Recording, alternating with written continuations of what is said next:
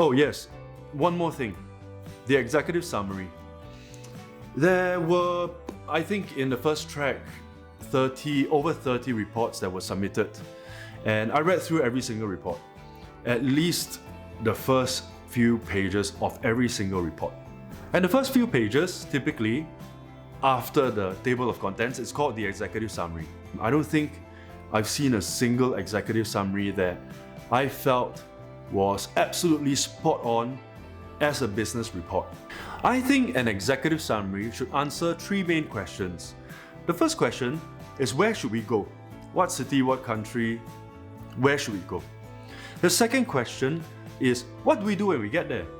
Do we continue to run the same activities, offer the same services that we offer? Do we do something else? What do we do? What should we offer when we are there? And the third question is, of course, how do we do it? If you've answered most of these three questions, then quite possibly I've read the entire report. But otherwise, it's hard. Every report has on average 40 to 50 pages. There are charts, there are graphs, a lot of them are repeated, it's all very theoretical. I have to pick and choose the report that I read in depth and I spend more time on. So I've only read a handful of reports completely, and the ones that I have read completely have answered most of these three questions. And I find that as a lose-lose situation. It's a lose-lose because you've wasted your time, and I could have potentially missed out on a great opportunity simply because I chose not to read your report. And why did I do that? Because I didn't get the three answers that I was looking for when I saw the executive summary. Oh yes, and before I go, I'd like to leave you with one final tip. Actually, it's one question that I'd like to ask. And the question is this: every element of copy has one purpose and one purpose only. What is it? I'll give you 5 seconds to think about the answer.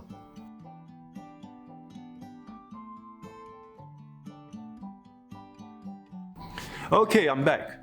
So, have you Googled the answer yet? If not, let me tell you this.